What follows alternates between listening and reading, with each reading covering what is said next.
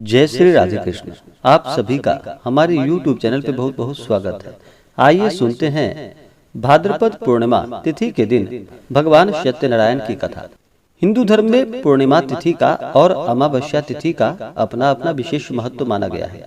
इसी प्रकार से भाद्रपद पूर्णिमा तिथि का अपना विशेष महत्व होता है। भाद्रपद पूर्णिमा तिथि के दिन इस दिन उमा महेश्वर व्रत भी रखा जाता है, जिससे कि भगवान शिव की प्रसन्नता के लिए इस व्रत को रखा जाता है। इस व्रत को स्वयं भगवान विष्णु ने रखा था, जिस कारण से उन्हें माता लक्ष्मी तथा उनका वैभव प्राप्त हुआ था उन्हें। और जो भी सच्ची श्रद्धा के साथ भाद्रपद पूर्णिमा तिथि के दिन उमा महेश्वर का व्रत रखते हैं, उन्हें भगवान शिवजी और माता पार्वती की कृपा से उनके सभी दुख और कष्टों का अंत होता है तथा सुख और समृद्धि की प्राप्ति होती है। हिंदू धर्म में पूर्णिमा तिथि के दिन गंगा स्नान करना, दान करना, यह सब बड़ा ही पुण्य फलदायक माना गया है। पूर्णिमा तिथि के दिन चंद्र देवता का पूजन करना, चंद्रमा को अर्घ देना, यह सब बड़ा ही पुण्य फलदायक माना जाता है। पूर्णिमा तिथि के दिन चाहिए कि इस दिन सुबह उठकर नित्य क्रियाओं से निवृत्त होकर गंगा नदी में स्नान करना चाहिए। इससे पुण्य फलों की प्राप्ति होती है। अगर गंगा नदी में स्नान ना कर पाए तो घर के नहाने के पानी में ही थोड़ा सा गंगा जल मिलाकर स्नान करना चाहिए। शुद्ध वस्त्र धारण करना चाहिए और इस दिन जहाँ तक हो सके भगवान शिव, माता पार्वती, भगवान विष्णु, माता लक्ष्मी, भगवान सत्यनारायण का पूजन करना चाहिए। कथा श्रवण करना चाहिए। संध्या के समय में चंद्रमा को कच्चे दूध का अर्घ्य प्रदान करना चाहिए। इससे लाभ की प्राप्ति होती है। और पूर्णिमा तिथि के दिन जो कि 32 पूर्णमासी का व्रत भी रखा जाता है। पूर्णिमा तिथि के दिन चाहिए कि इस दिन भगवान सत्यनारायण का जहाँ तक हो सके पूजन करना चाहिए, कथा श्रवण करनी चाहिए। अगर पूजन ना भी कर पाए तो कम से कम पूर्णिमा तिथि के दिन भगवान सत्यनारायण का कथा अवश्य ही श्रवण करना चाहिए। इससे व्यक्ति के सभी पाप और ताप नष्ट होते हैं। कली काल में भगवान सत्यनारायण का पूजन करना यह बड़ा ही पुण्य फलदायक माना गया है। जो भी सच्ची श्रद्धा के साथ भगवान सत्यनारायण का पूजन करते हैं, कथा श्रवण करते हैं, इससे भगवान सत्यनारायण प्रसन्न हो करके सुख और समृद्धि का आशीर्वाद प्रदान करते हैं तथा व्यक्ति के सारी विपदाओं का नाश हो जाता है। तो आइए भाद्रपद पूर्णिमा तिथि के दिन भगवान सत्यनारायण का कथा श्रवण करते हैं। अगर आप पूर्णिमा तिथि पर भगवान सत्यनारायण कथा आदि के लिए ब्राह्मण दक्षिणा, अन्नदान, वस्त्रदान आदि के लिए देना चाहते हो तो आप अपने श्रद्धा और सामर्थ्य के अनुसार हमें डिस्क्रिप्शन में जाकर के वहां से गूगल पे, फोन पे या अकाउंट नंबर के माध्यम से आप अपने श्रद्धा और सामर्थ्य के अनुसार हमें ब्राह्मण दक्षिणा प्रदान कर सकते हैं। तो आइए सुनते हैं श्री सत्यनारायण व्रत की कथा। तो बोलिए प्रेम से सत्यनारायण स्वामी की जय, भगवान विष्णु की जय, माता लक्ष्मी की जय। अथ प्रथमो अध्याय। एक समय की बात है कि नैमिषारण्य तीर्थ में शौनकादि 88,000 ऋषियों ने श्री सूत जी से पूछा कि हे प्रभु, इस कली काल में वेद विद्या रहित मनुष्यों को प्रभु भक्ति किस प्रकार मिल सकती है तथा उनका उद्धार कैसे होगा।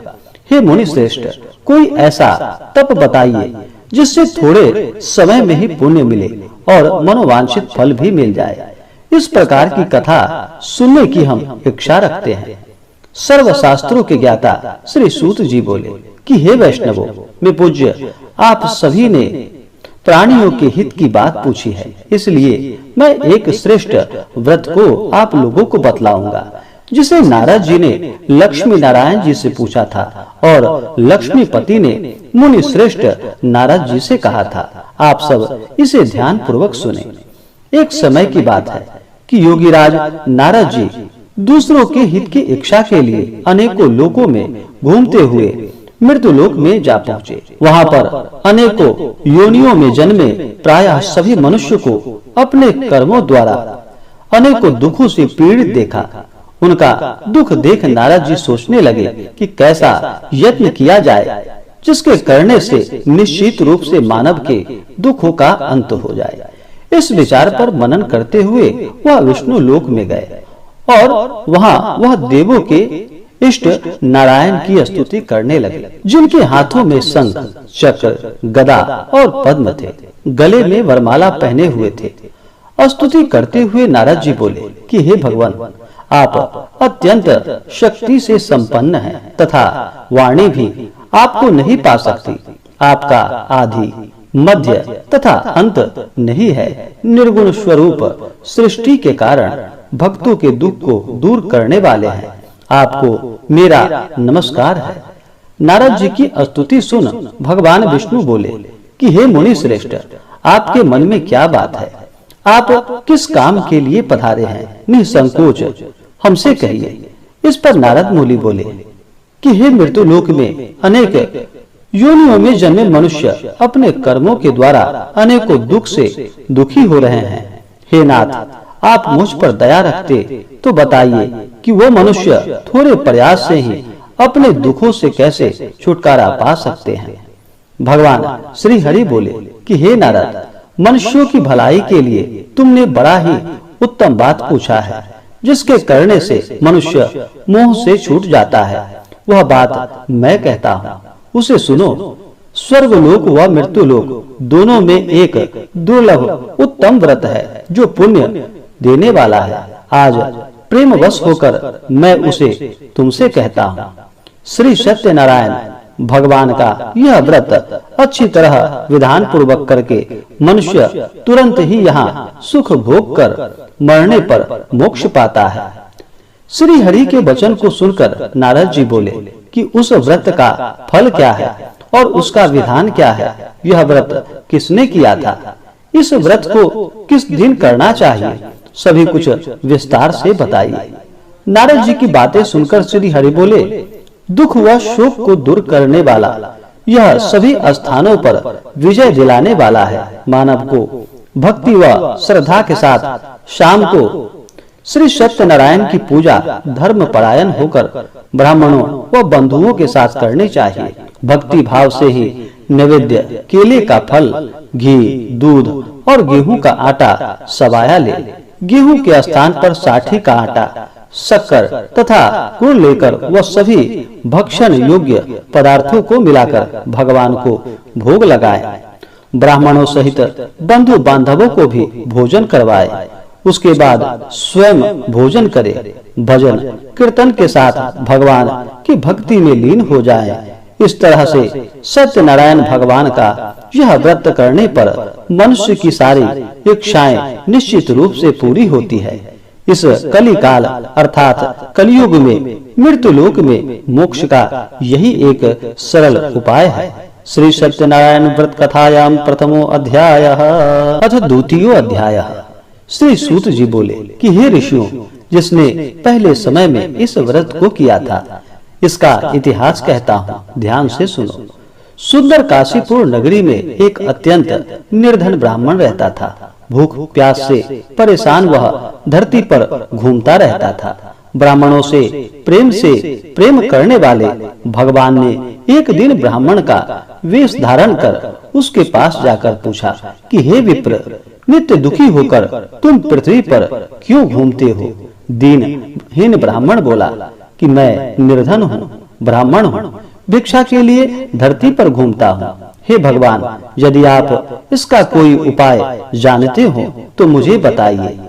वृद्ध ब्राह्मण कहते हैं कि सत्यनारायण भगवान मनोवांछित फल देने वाले हैं, इसलिए तुम उनका पूजन करो।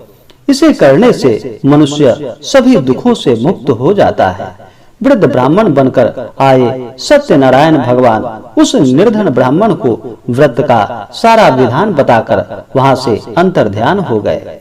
ब्राह्मण मन ही मन सोचने लगा कि जिस व्रत को वृद्ध ब्राह्मण करने को कह गए हैं, मैं उसे जरूर करूंगा। यह निश्चय करने के बाद उसे रात में नींद नहीं आई। वह सवेरे उठकर सत्यनारायण भगवान के व्रत का निश्चय कर भिक्षा के लिए चला गया।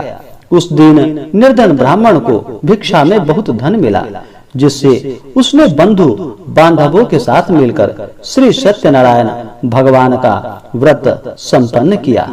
भगवान सत्यनारायण का व्रत संपन्न करने के बाद वह निर्धन ब्राह्मण सभी दुखों से छूट गया और अनेक प्रकार की संपत्तियों से युक्त हो गया। उसी समय से यह ब्राह्मण हर माह इस व्रत को करने लगा। इस तरह से सत्यनारायण भगवान के व्रत को जो मनुष्य करेगा वह सभी प्रकार के पापों से छूटकर मोक्ष को प्राप्त होगा। जो मनुष्य इस व्रत को करेगा वह सभी दुखों से मुक्त हो जाएगा। श्री सूत जी बोले कि इस तरह से नारद जी से नारायण जी का कहा हुआ सत्यनारायण व्रत को मैंने तुमसे कहा। हे विप्रो, मैं अब और क्या कहूँ। ऋषि बोले कि हे मुनिवर, संसार में उस विप्र से सुनकर और किस किस ने इस व्रत को किया, हम सब इस बात को सुनना चाहते हैं। इसके लिए हमारे मन में श्रद्धा का भाव है। श्री सूत जी बोले कि हे मुनियों, जिसने इस व्रत को किया है वह सब सुनो। एक समय वही विप्र धन व ऐश्वर्य के अनुसार अपने बंधु बांधवों के साथ इस व्रत को करने को तैयार हुआ। उसी समय एक लकड़ी बेचने वाला बूढ़ा आदमी आया और लकड़ियां बाहर रखकर अंदर ब्राह्मण के घर में गया। प्यास से दुखी वह लकड़हारा उनको व्रत करते देख विप्र को नमस्कार कर पूछने लगा कि आप यह क्या कर रहे हैं तथा इसे करने से क्या फल मिलेगा, कृपया मुझे यह बताइए। ब्राह्मण ने कहा कि सब मनोकामनाओं को पूरा करने वाला यह सत्यनारायण भगवान का व्रत है। इनकी कृपा से ही मेरे घर में धन धान्य आदि की वृद्धि हुई है। विप्र से श्री सत्यनारायण व्रत के बारे में जानकर लकड़हारा बहुत प्रसन्न हुआ।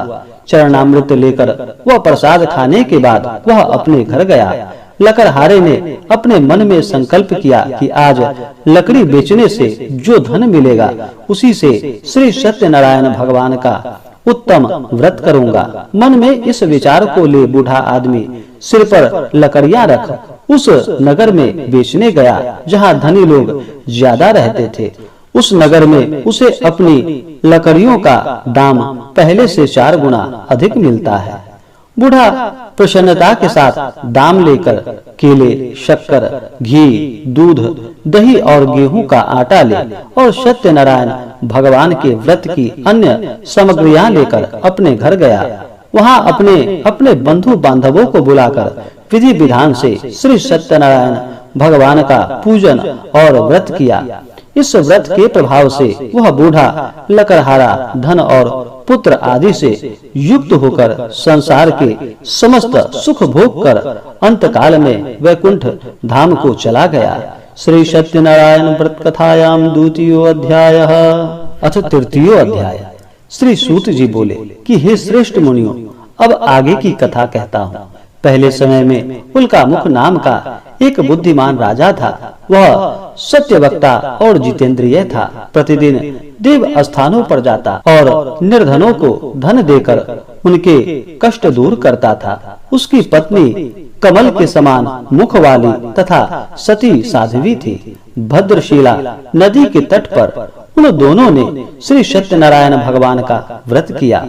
उसी समय साधु नाम का एक वैश्य आया। उसके पास व्यापार करने के लिए बहुत सा धन भी था। राजा को वह व्रत करते देखकर वह विनय के साथ पूछने लगा कि हे राजन, भक्ति भाव से पूर्ण होकर आप यह क्या कर रहे हैं? मैं सुनने की इच्छा रखता हूँ, आप मुझे बताइए। राजा बोला कि हे साधु, अपने बंधु बांधवों के साथ पुत्र आदि की प्राप्ति के लिए एक महाशक्तिमान श्री सत्यनारायण भगवान का व्रत व पूजन कर रहा हूँ।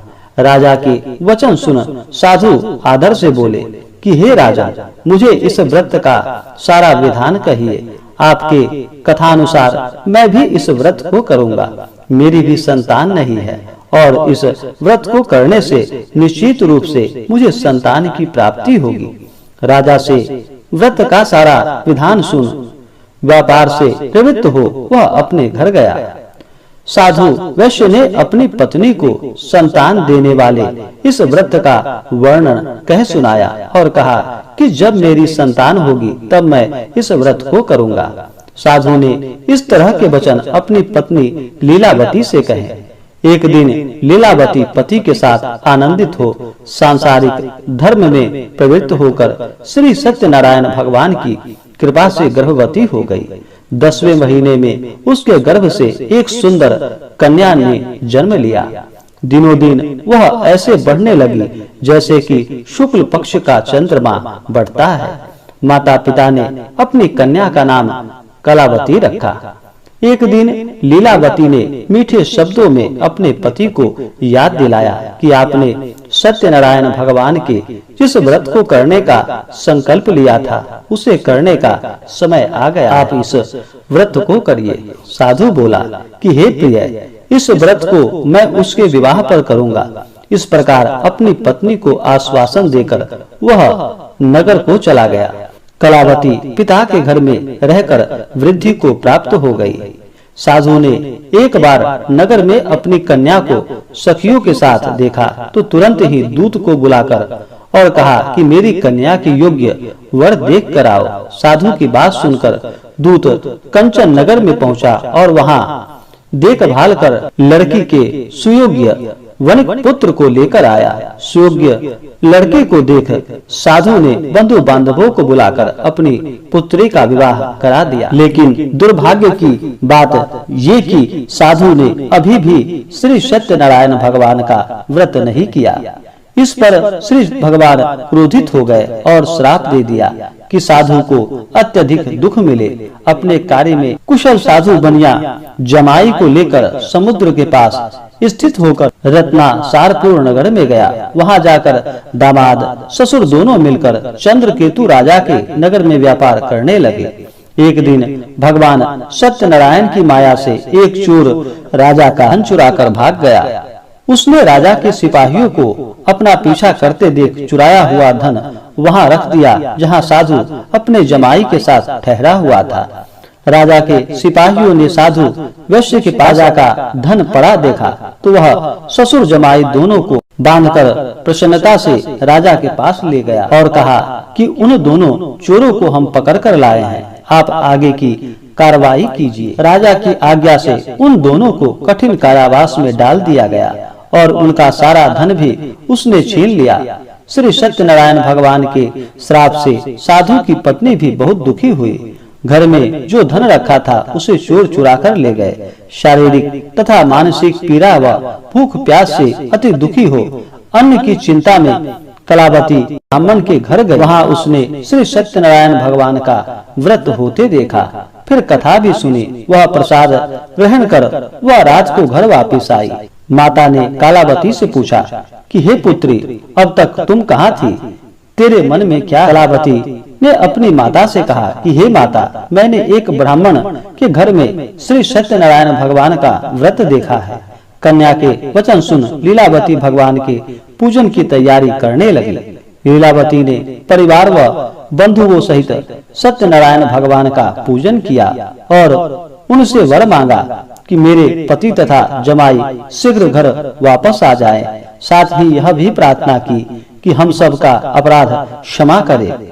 श्री सत्यनारायण भगवान इस व्रत से संतुष्ट हो गए और राजा चंद्रकेतु को स्वप्न में दर्शन देकर कहा कि हे राजन, तुम उन दोनों वैश्यों को छोड़ दो और तुमने उनका जो धन ले लिया है उसे भी वापस कर दो।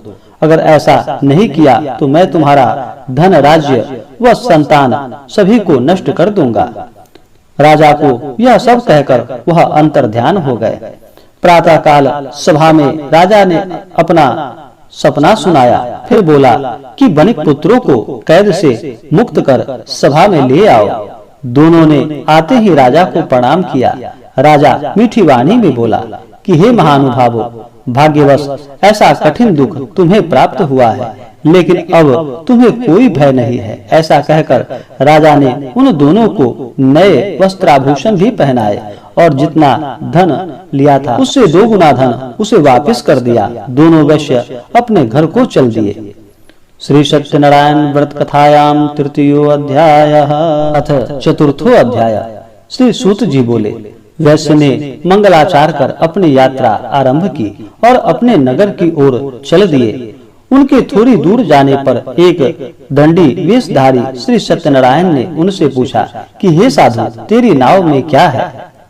अभिमानी वनिक हंसता हुआ बोला कि हे दंडी, आप क्यों पूछते हो? क्या धन लेने की इच्छा है? मेरी नाव में तो बेल व पत्ते भरे हुए वैश्य के कठोर वचन को सुनकर भगवान बोले, तुम्हारा वचन सत्य हो।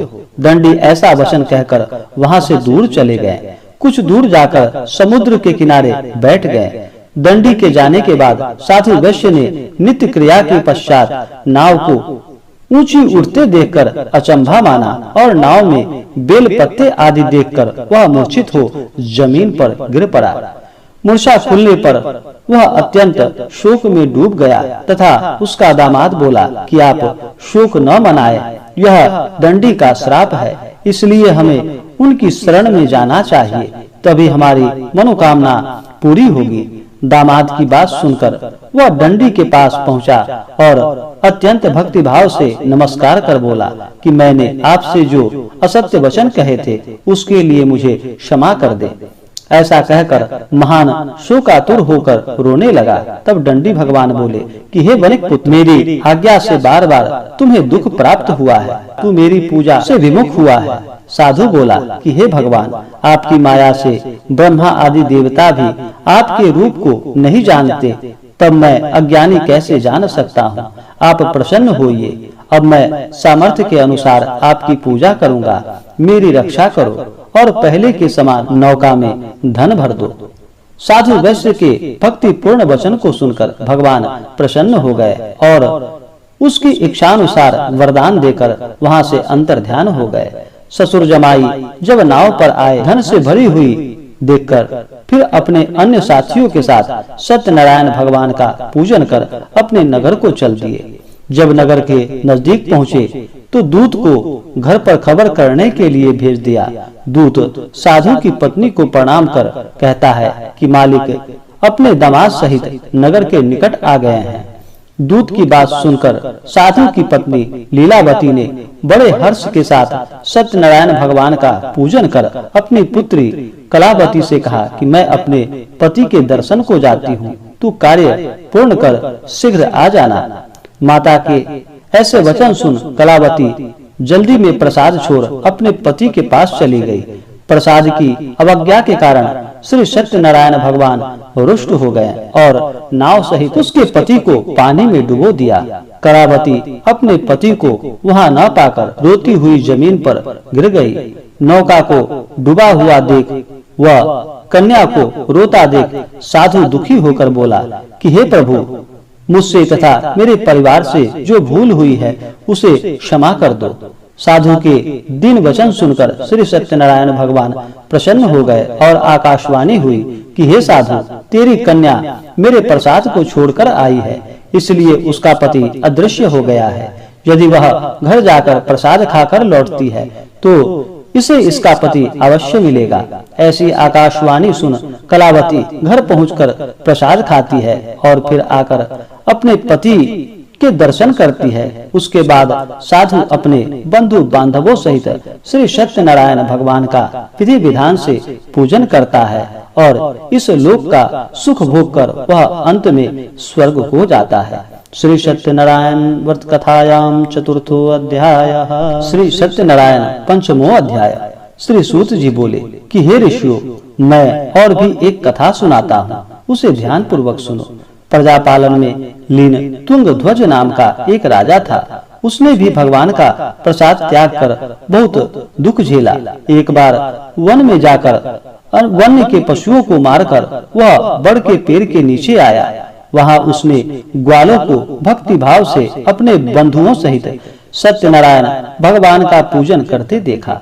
अभिमानवश राजा ने उन्हें देखकर भी पूजा स्थान में नहीं गया और न ही उसने भगवान को नमस्कार किया। ग्वालों ने राजा को प्रसाद दिया, लेकिन उसने वह प्रसाद नहीं खाया और प्रसाद को वहीं छोड़कर वह अपने नगर को चला गया।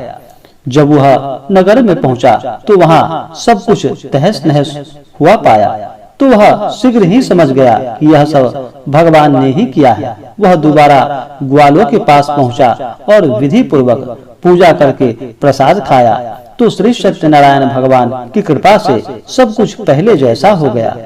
दीर्घ काल तक सुख भोगने के बाद मरणोपरांत उसे स्वर्ग लोक की प्राप्ति हुई। जो मनुष्य परम दुर्लभ इस व्रत को करेगा तो भगवान सत्यनारायण की अनुकंपा से उसे धन धान्य की प्राप्ति होगी, निर्धन धनी हो जाता है और भय मुक्त हो जीवन जीता है। संतानहीन मनुष्य को संतान सुख मिलता है और सारे मनोरथ पूर्ण होने पर मानव अंतकाल में वैकुंठ धाम को जाता है।